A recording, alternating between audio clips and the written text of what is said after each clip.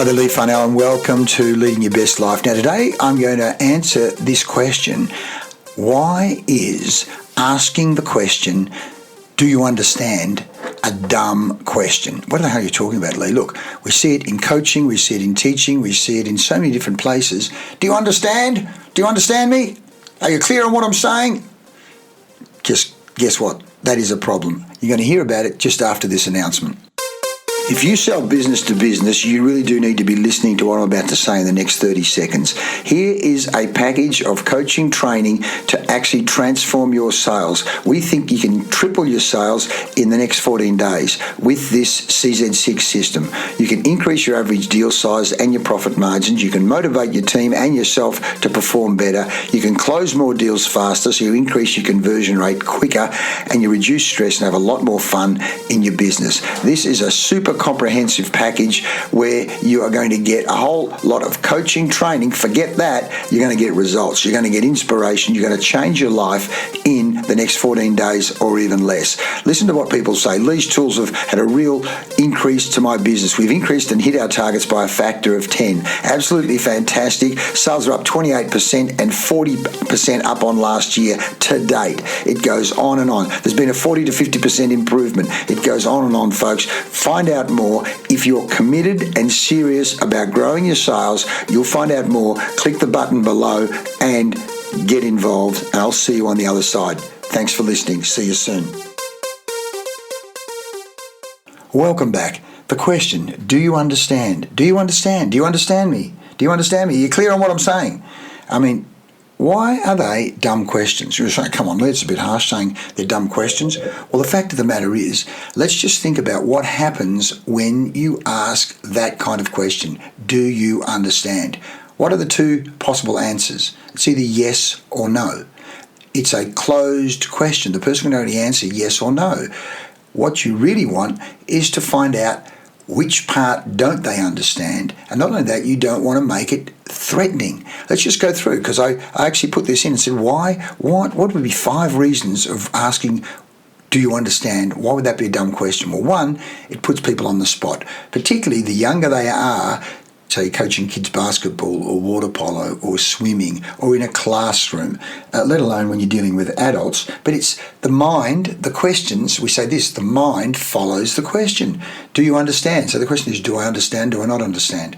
Now, even if I go, I don't understand, do I feel safe enough to actually say, I don't understand? What is actually the environment? And the more threatening, or the more you've got an adult to child relationship going in the actual squad, team, room, the less likely people are to actually go, I don't understand, can you please explain? You're better off asking an open question than a closed question. Let me say that again. You're better off asking an open question, who, what, when, where, why, how, rather than do, is, closed, open, closed. What is the difference between an open and closed question? So first of all, it puts people on the spot. It can make the other person feel uncomfortable or unsafe or defensive, especially if they don't understand and don't want to admit it publicly. 2, it's binary. It can only go yes or no. It doesn't give you any insight into what it is they don't actually understand. It's of no use in that regard, because the real question to you is, which part of what I've said don't you understand? And the reason I say this is because one of my mates is a coach, and often he asks players, do you understand? And they go, yes. And then they go out and execute the plan and do it completely wrong. He goes, what the hell? You just told me you understand, but yet you didn't do it. Well, there's a difference between saying you understand and actually being able to put it into practice. That's the coaching process. 3, it assumes clarity is the listener's responsibility. Correct. It assumes clarity is the listener's responsibility. It subtly shifts the blame onto the listener rather than the speaker for any lack of clarity. And as NLP says, the meaning of your communication is the response you get. If you didn't get the response you wanted, that is your responsibility, not their responsibility. It's your responsibility as the communicator to check and calibrate. And checking and calibrating isn't, do you understand? They say yes, oh, they understand. No, I've said to my coaching mate, don't just go, do you understand? Point to someone and say, Mary, explain to me what I've just said. Mary, explain to me what that actually means for the team. What are the behaviours or what are the steps that need to be taken? Now you've just changed the dynamics in the communication. And now you're calibrating to actually get a sense of what is their map of reality based on your map of reality. We say the map of reality, it might be in your head, you've got a picture in your head of a yacht with 2 sails, yet in their head they've seen rowboat with 1 oar. The question is, what is actually going on in their head? Because based on what's going on in their head, that's what's going to determine their behaviour. 4, it doesn't check for real understanding. Someone has said yes just to move the conversation along, even if they haven't fully grasped the point. So 1, it puts people on the spot. 2, it's too binary, yes or no. It assumes clarity is the listener's responsibility. 3, it doesn't check for real understanding. And 5, it misses the chance to engage. A better approach would be, what are your thoughts on that? Or, how would you explain that back to me? Which encourages dialogue and checks understanding, listen to this, without judgment. In other words, making it safer to communicate. So, I then go, what would be 5 better questions better than do you understand? Well, here's one.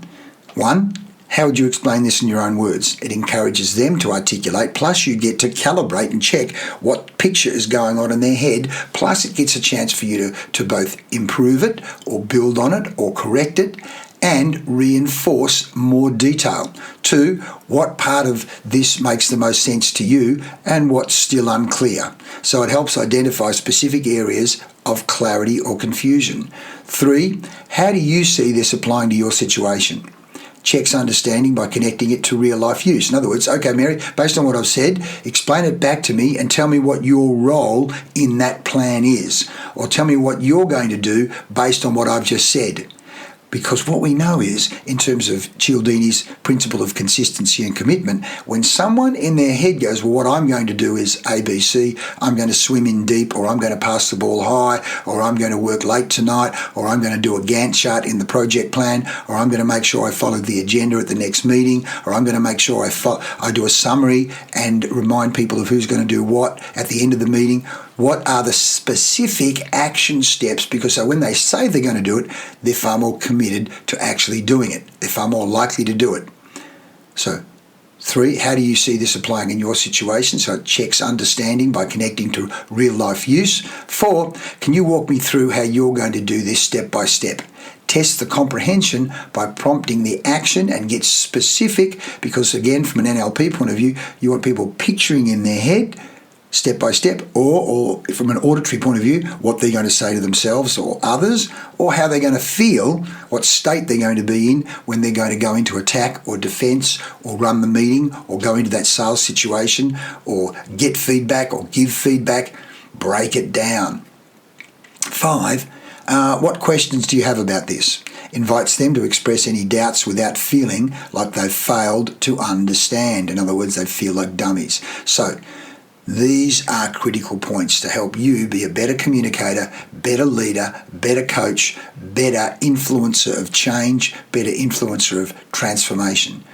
Want more help? Touch base with us. We call this the R Factor program. How frequently you have quality contact, quality conversations with your players, with the people in your classroom, with the people in your project team, with the people in your leadership team, with the people in your sales team, with your customers. R Factor, high quality conversations, and that starts often with quality questions. We say often the quality of your life, the quality of your business is determined by the quality of the questions you ask. Want more help? Touch base. We specialize in this. R Factor, Colour Zone, high performance individuals, high performance leadership, high performance teams. See you soon. Thanks for listening. I'm Lee Farnell.